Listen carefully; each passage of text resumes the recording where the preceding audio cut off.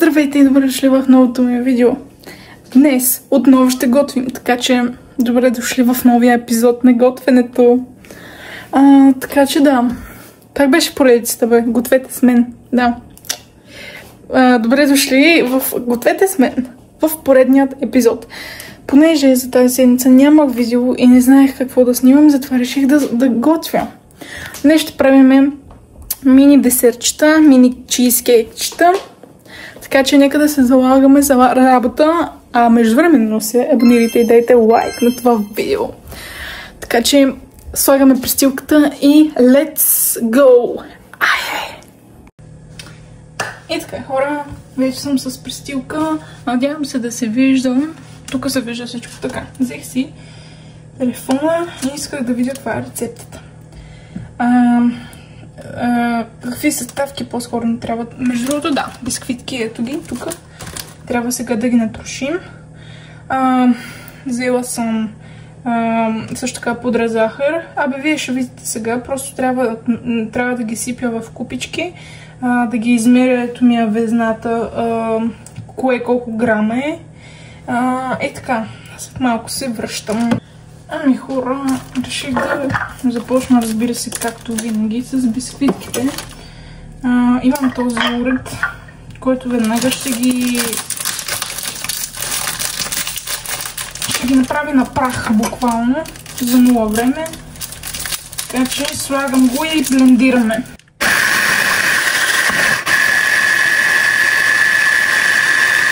Ето, хора, как се получи, буквално на прах, както ви казах. Сега взех една купа тук да ги поставим, защото не знам колко ще ми трябва. Оп! Нищо, сега ще го извадя. Реално не знам колко ще ми трябва, наистина. Затова не знам това дали ще бъде достатъчно, но между другото виждате от тази страна формичката. От била реших да взема ето това. Ето тези малки са кексчета буквално. Не знам вътре колко бяха, 40 или колко. И вътре ще ги слагаме, защото искаме да направим мини вариант на чизкейк. То ще стане пак кексче, така че да. Хора, наредих ето тук всички, запълних ги. Мисля, реално не знам колко ще ми трябват. Мисля, че толкова за сега ще е добре за нас. Ако трябва още, ще направя. Не съм прибрала уреда. Сега ще разтопим масло. Но да, ако ни трябва, отново ще направим, както казах. Но ако дойде в повече, може да направим и втора доза. Така че нека да се захващаме сега с маслото, което трябва да се разтопи. Сега отиваме на котлона. Let's go! Хора, нашето масло е готово. Сега го сипваме тук. Не знам, достатъчно ли не е ли достатъчно. Колко трябваше. Сложих една идея повече, защото не знам колко и какво ще ни трябва. Но май ще ни трябва цялото. Да, както и предполагах. Оп. Тръгна. И ме ще ни трябва още масълце, но нищо. Ние включваме веднага печката и то веднага се разтапя, така че всичко е точно. Още малко ще сложим, но трябва да стане, както знаете, и при чизкейка, както се прави, трябва да е мокро. Трябва бисквитките да са мокри от масълцето. И така, общо взето трябва да стане нещо такова. Ама мисля, че е достатъчно. Даже май не ни трябва масло. Да, точно. Сега ще напълним нашите формички с бисквитки. И започваме с крема. Реших да ползвам чашка, такава, но може и по-малка всъщност, защото в смисъл с по-малко отдолу да е мъничко. Не знам, сега ще преценя, за да мога да ги притисна. Макар че... Да, мога и с тази чашка мъничка. Да. Но ще ползвам неизползваната. Да, така. Няма значение. Слагаме колкото ни е нужно. Ето. Не знам реално толкова, може би. Да, може би толкова са. Трябва да са. Никаква идея.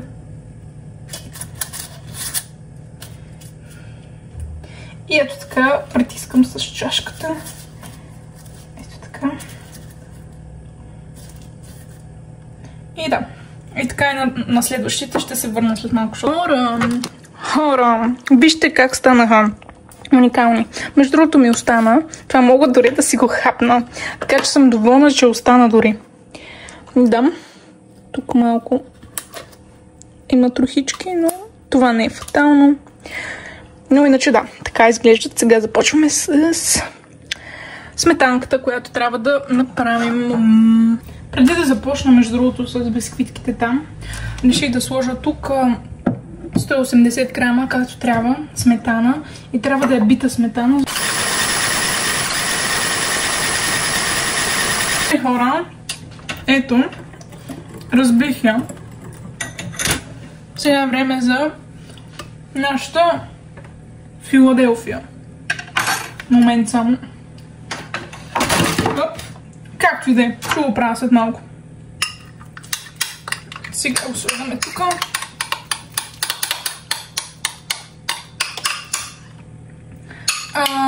Излезна ми, по принцип, трябва да е 180 градуса. 180 грама. Обаче на мен ми излезна 173. Така че... Не знам.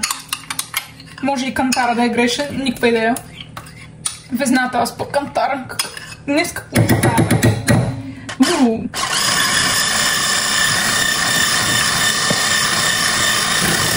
А след това слагаме и пудра захар. Ето, слагаме и пудра захар. Не видях колко грама трябваше да е. 30 грама. Още малко.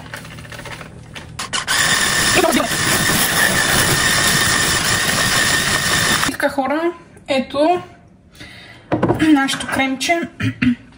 С помощта на тази лъжичка ще започвам да слагам вътре тук. Между другото, да допълня зад камера, докато не работеше камерата, нали, докато разбивах по-скоро кремчето, като бях готова вече и реших да го опитам, за да видя дали е достатъчна пудрата захар. И не беше достатъчна, така че и на вас ви казвам, ако не ви е достатъчна пудрата захар, може да си добавяте и още. И след това си го пробвайте, както на вас ви харесва, по ваш вкус. И така. Хора, ето, не гледайте насам, вече е пълна мивката. Готови са вече. И между другото, едва ми стигна за тези двечките. Защото очевидно съм направила точно, по точност, но, нали, понеже Филаделфията ми беше 173 грама и може би заради това не ми е стигнало. Затова по-добре да се вземете две Филаделфии, поне ще знаете, че имате повече. Както и да е, нищо стигна ми. Поне малко сметана имах в хладилника и я ползвах. Така че да, ето ги. Сега започваме с сладкото горе да го приготвим. Ето ги нашите ягодки за сладкото. По принцип в истинската рецепта е с боровинки, обаче ние нямаме боровинки, затова ще направим с ягоди, защо не. Така даже още по-хубаво. Сега ще ги почистя и се връщам. Започваме да режем ягодките. Ето тук на четвъртинки. Даже шестинки. Е така, да ни е по-удобно, за да може, когато ида в тигана, да стане това, което искаме, разбира се. Така че, да. Ето така, на манички, купчета,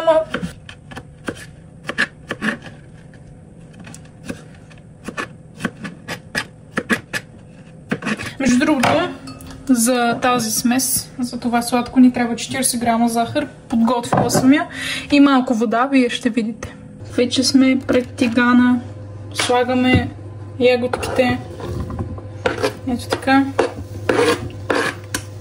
Слагаме ги. И сега добавяме и захар.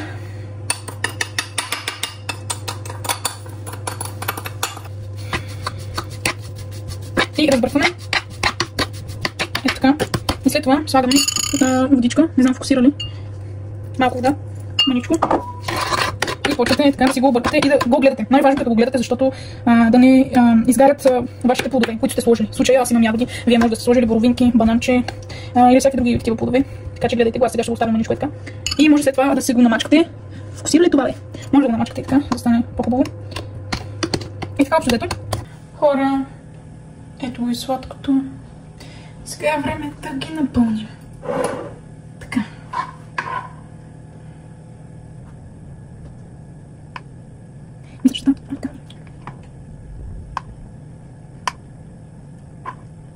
И съм готова. Най-накрая, ето ги. И сега влизат в хладилника. Не знам за колко часа. Може би 1-2 часа, за да стегне хубаво. И да, ще се видим малко по-късно, когато са готови. 2 hours later. Ами хора, 2 часа по-късно реших да я оставя малко за повече време. 2 часа по-късно са готови. Мале, оставяме и тук камерата. Вързах си косата, за да не може да пада коса. И да. Ох, не знам откъде да започна. Добре, хайде. Не мога да повярвам. Сега, ако е станало така, както си представям, нали? Макар, че според мен трябва да седят повече време. Но нищо да е, другите ще седят, аз само едно ще пробвам, нали, за да видите моята реакция. Така, от това, ето, между другото, това се получи леко като сърце. Отварям. Чакай сега. Значи, това е станало брутално. Тук леко малко се. Вижте как се оформило, мале. Аз от сега нататък това ще си правя. Няма какво да се тормоза да е някакво грамадно. Оле. Бруталка. Мале. Сега да пробваме. 3, 2, 1.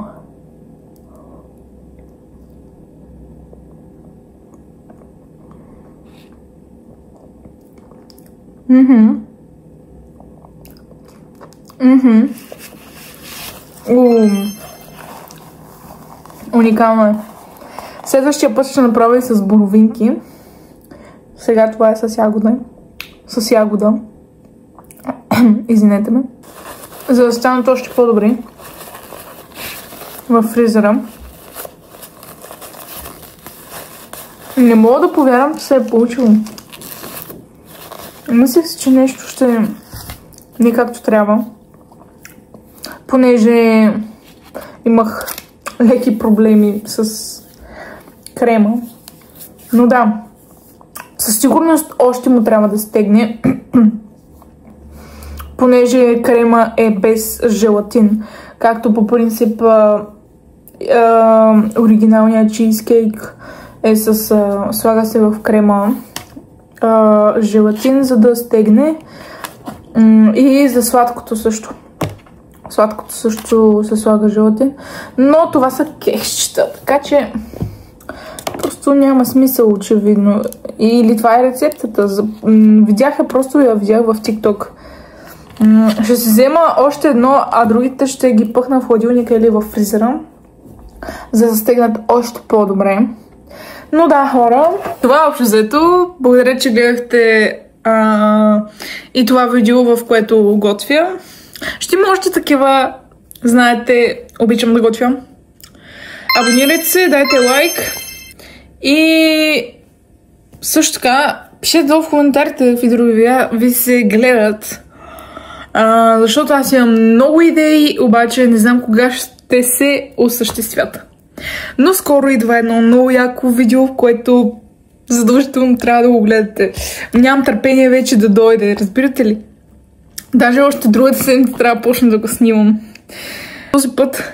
Този път ще снимам повече, обещавам, защото всеки път забравям или нещо става и имам много малко кадри, за което се извинявам. Но да, няма да дърдоря повече. До следващия път. Чао, благодаря, че бяхте с мен.